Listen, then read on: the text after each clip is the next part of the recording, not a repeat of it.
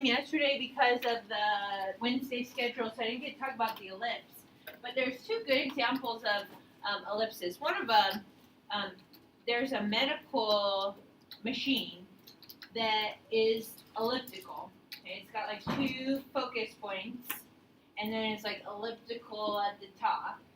And they use this machine to reduce the size of a kidney stone through radiation. So they would like put you on a table, and then like your kidney stone would be lined up at one of the focus points, and then at the other focus point is like radiation. So then the radiation goes up to the elliptical part of the machine, and then reflects back, and then it like shrinks your kidney stone so that you go past it.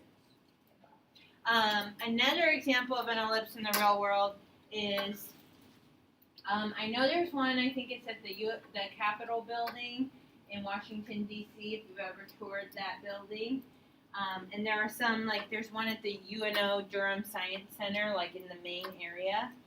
So, well, it's not a room; it's a setup at UNO. But there are rooms which are built with elliptical ceilings. And so if you stand at one of the focuses and you whisper, the person at the other focus point hears you because your sound wave bounces off of the elliptical ceiling and straight to the other focus. Okay. I was telling the other classes there's a movie theater, I think it's AMC, and I thought maybe at Oakview, but I'm not sure, where I don't know if it's necessarily an elliptical ceiling, but it's like a domed ceiling. And so in the concessions area, when you're like in that area, you can hear, if you're in the right location, you can hear somebody else's conversation over there because of the dome shape.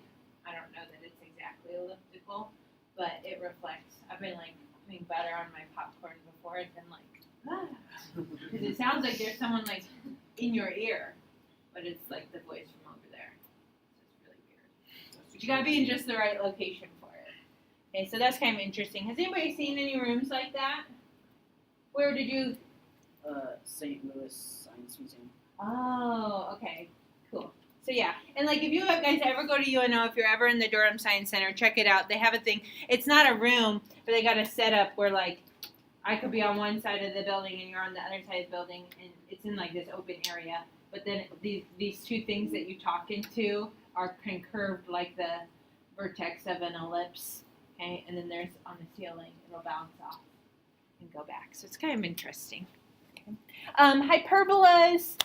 Probably the most common use for the hyperbola in the past has been cartography, which is making graphs. Sailors use hyperbolas to figure out direction and where they should be going. So, interesting things that they apply to.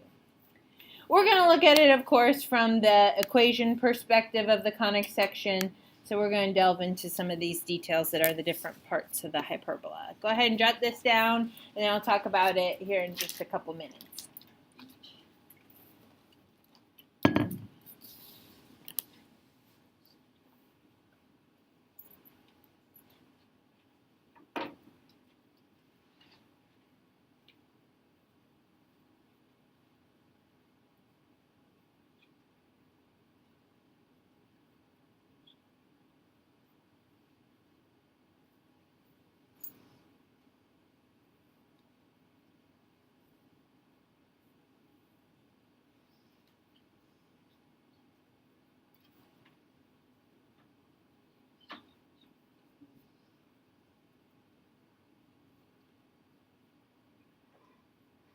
Some things may seem familiar from ellipses, and then some things may be different. That makes sense.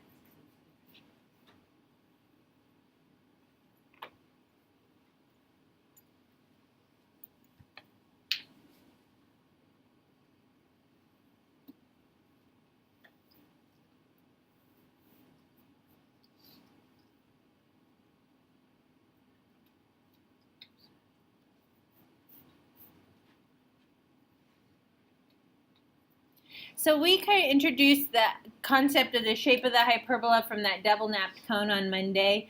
Remember, that's the one where you cut through both cones, through the bottom or the base of the cone. So this is not a closed shape, it's open like the parabola. And what it means is you get two branches of the hyperbola. So these blue curves are called your branches of the hyperbola. Now there is a center point for your hyperbola. It's going to be right in the middle of the graph, just like the center point for that ellipse. And that's going to be like where we start graphing everything from. So I'm going to go ahead and label that point right there in the middle. That's my center point, HK. And we're going to have A's and B's again today in our equations. So our equations are very similar to our ellipse equations. That's kind of nice. A little different though. And A is still the distance from the center point to a vertex. Now think about a vertex back to like the vertex of a parabola, right? Where are the vertices of this hyperbola? They're these marks right here where we see the bend in our hyperbola. Okay, so here's a vertex, there's a vertex. And A is the distance from the center to a vertex. C is still the distance from the center to a focus point, which that was true in the ellipse as well, right? C will get us to our focus point. So just like the focus point for a parabola, that focus point is inside of the curve so that the curve opens up around the focus. Remember, if you're doing stupid human trick, we're all going to crowd around you and see it. Okay? So the points on the hyperbola are looking at the focus. That means today that when you solve for C, C has to be bigger than A so that you're outside of A and the hyperbola opens around you. Yesterday, like our focus points were always inside the ellipse, so C was always less than A. Okay? And that's why solving for C has changed. Okay? C squared is now equal to A squared plus B squared, which actually looks like the Pythagorean theorem. Okay? So add them when you want to find the C for a hyperbola, subtract them when you want to find C for an ellipse. Okay? A and C are still friends. Remember, so they belong on the same axis together. And we've renamed it, instead of calling it major and minor, because we really only have this one axis full of interesting things. It's got my center, my vertex, my focus point. Okay? That's called the transverse axis. So the transverse axis has the center, the vertices, and the foci, and the branches open around the axis. So if you've got a horizontal transverse axis, you're going to have two branches opening horizontally, left and right. If you have a vertical transverse axis, you're going to have a hyperbola that opens up. Now there's an extra something in our drawing, those red lines. Those are asymptotes. So notice that where I have my asymptotes, these dotted lines, my blue curve that is the branch of my hyperbola is getting really, really close to the asymptote, and it's just going to follow the asymptote forever. So the asymptotes, write this down, are really the diagonals of the rectangle formed by A and B. I'll move this up here in a second. The diagonals of the rectangle formed by A and B. So as I was talking about all the different parts of a hyperbola, some people may have been wondering, why did she not put anything about B up there? Why did she skip from A to C? Did she mean B? No, I didn't. A is to the vertex, B, C is to the focus. And if you think about it, like in my picture, you know, everything's happening on that transverse axis. There really isn't anything happening on that other lonely axis where B would belong. Okay. But really, there is a B value. Okay, B exists. It's just not named anything. It's not a vertex anymore. Okay, and I have them like lightly marked. Here are my B values for this particular one. Okay.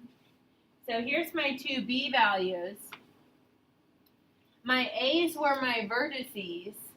If I build a rectangle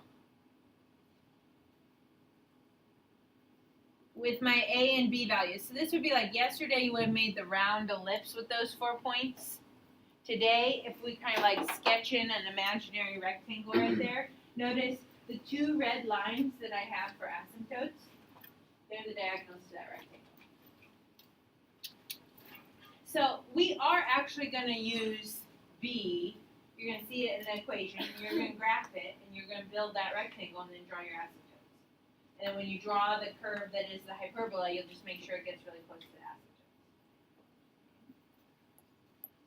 My rectangle got a little slanted. You can't see the rectangle? No, I'm just kidding. Oh, okay. Oh, okay. I'm really gullible, so you gotta be careful. I squeaked by on April Fools. I have nice students who know and play a trick on me that I'm aware of. Yeah. I don't know. No. Write these equations down. No, no, no.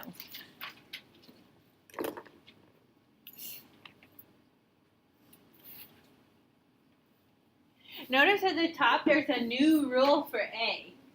Because we're not doing an ellipse anymore, we're doing a hyperbola. So yesterday A was always bigger, not true anymore. Now A is always first.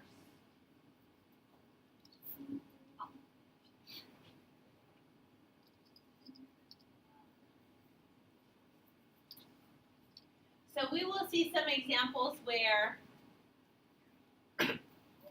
A is less than B in a hyperbola. That's fine. That usually results in a wider parabola if you think about building the rectangle and drawing your asymptotes.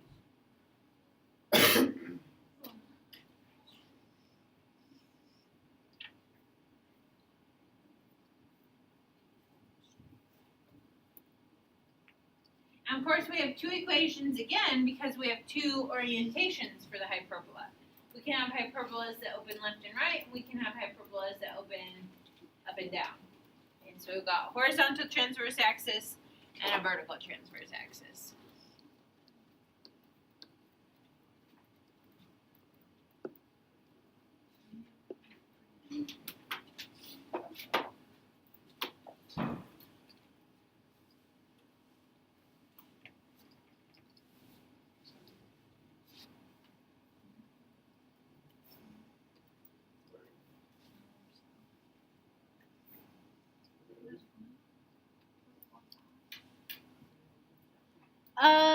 What do you notice is different from the ellipse equation from yesterday?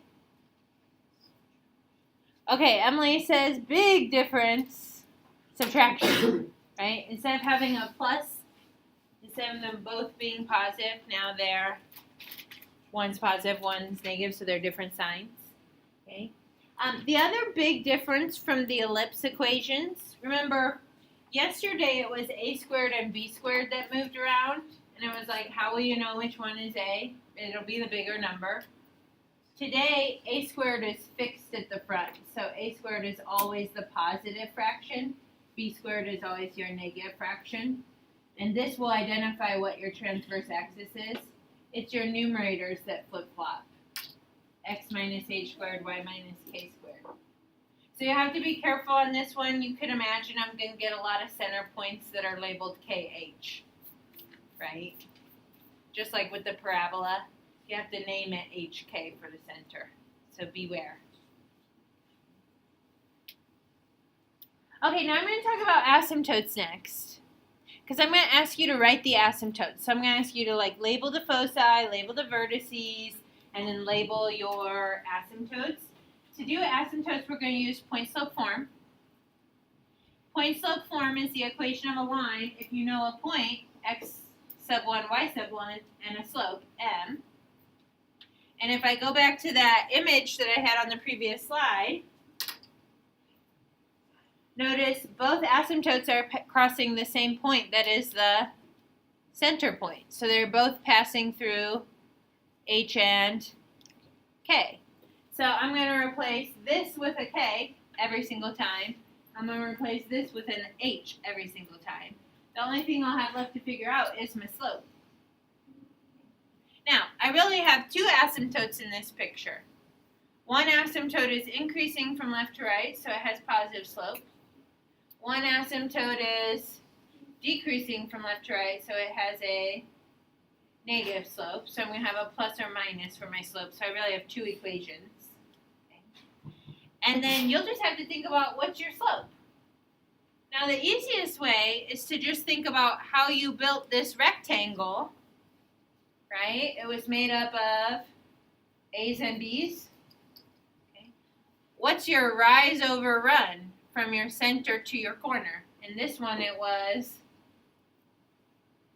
B over A, the distance from the center to a vertex. So if you have a horizontal, sorry, I went the wrong way. If you have a horizontal transverse axis, then your asymptotes are always going to be at, because I don't need parentheses on this side, y minus k equals plus or minus b over a comma x minus h, or sorry, parentheses x minus h. And you can leave your answer for asymptote in slope or in point slope form. So you really just need to know that you're going to put your center point in, hk, as your x sub 1, your y sub 1, and then you're going to have to think about what your slope should be, b over a or a over b. Okay. Now, another way that I could have figured without looking at the graph that it was going to be b over a, look at your x and your y's up in the equation. If you're thinking about slope as a rise over run, that would be y's over x's, right? So b is with your y's and a is with your x's. Over here, if you think about it for a vertical transverse axis, what's with your y's? A, what's with your x's? B, so your rise over run is A over B times x minus h. So I'll be real honest, I don't take the time to memorize b over a and a over b. I think about it logically based on like what directions I would be moving a's and b's. It's all related to that rectangle that you draw. If you have the picture, you can count rise over run in the picture. If you don't have the picture, think about what transverse axis you have. Are you going up and down A or left and right A? Okay, then that will decide what your slope should be. Let's do an example. You can leave your answers in point slope form, right? Don't change them. We're going to graph, label the center, the vertices, the foci, and the asymptotes. So we've got a lot to do. X squared over 9 minus y squared over 25 equals 1.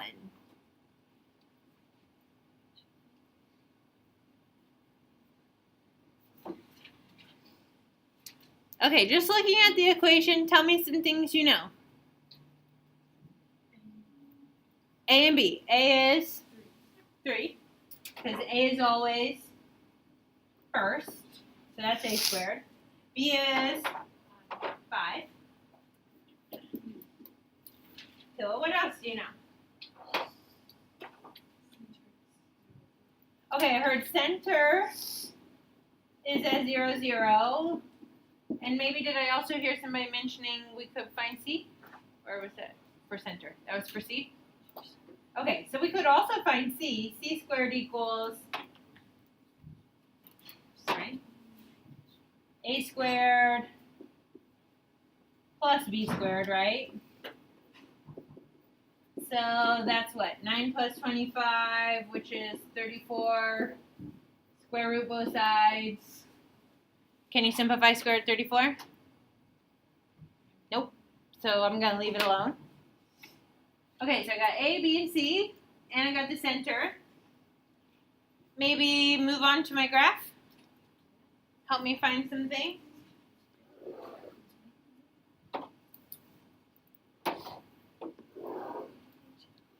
Okay, I'm going to plot my center point right there at 0, 0. A is 3. Should I count up and down 3, left and right 3?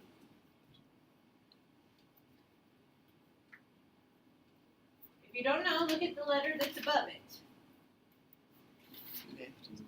Left and right. A is underneath X, which is left and right. So I'm going to count left and right 3.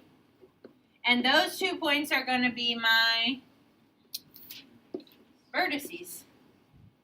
So I got my center. I'm also supposed to label vertices. I'm going to say plus or minus 3, 0. You can write them out separately if you want, but I don't need to. So I got those.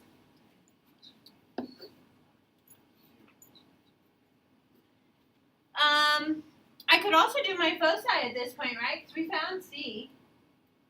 C was square root 34. In which direction are you going to count C? Left and right or up and down? Left and right. It goes with A, right? They're always friends. A and C. B is the owner, always.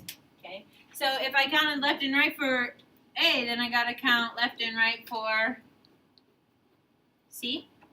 So square root 34 is just a little bit less than 6. So I'm going to plot a focus right before 6.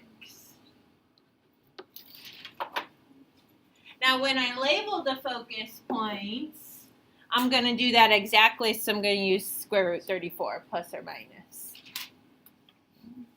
So my foci are at plus or minus square root 34, 0. Okay, now to get a good picture of your hyperbola, you're going to want your asymptotes. So we have B. B is 5. Let's plot a point at 5. So that's the one that's on the other axis. So I'm just going to mark those points. I can think about the rectangle, right? So rectangle here, there's a corner. Rectangle here, there's a corner. And where am I? Here and here. So if you want to fill in the whole rectangle, you can. If you just want the corners of your rectangle, you got it.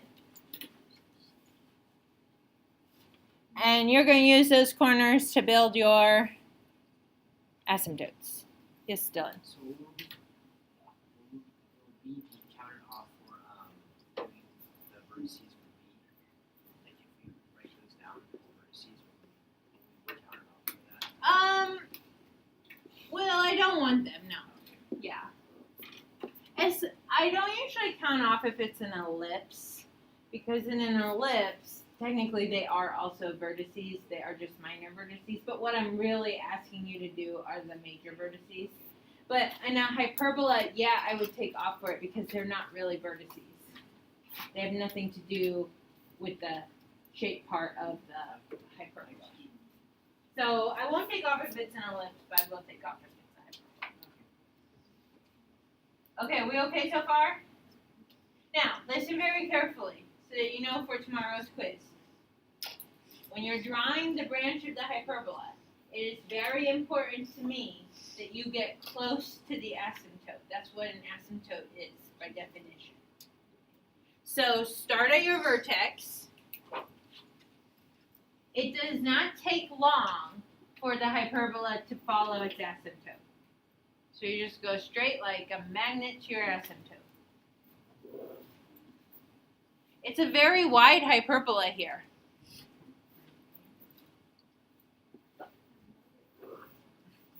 Something like this. I will take off on tomorrow's quiz if you have asymptotes like this and your hyperbola looks like that. That does not look like it's getting close to my asymptote at all. Eventually. No, it won't. It will go over here, and the asymptote will be all the way down there. Like, it does not take long. You just go straight to the asymptote, right? Okay. Okay, and we got to list those asymptotes as lines. Okay, so I'm going to start with y minus k, but k is 0, so that's really just y equals. And then don't forget your plus or minus. You'll take care of both asymptotes all at once. They are going to have the same slope, just opposites. Now, if you're graphing, labeling your asymptote slope should be pretty easy because you really only have to count rise over run from your center to a corner of your rectangle. So I went up 5 and over 3. So that would be b over a, right? So that's 5 over 3, and then times x minus 0, which is just x.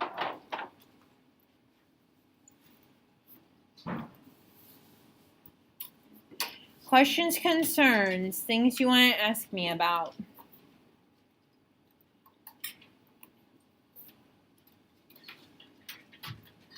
It's not too bad once you kind of get used to that asymptote thing, the rectangle. Just remember, the rectangle is formed by the same points that you would have made an ellipse with. So when you're writing down the formulas, if the k isn't 0 when you have to add it to the other side? No. So, like, let's say that my center point was not at 0, 0. Let's imagine separately that my center had been at 2, negative 1.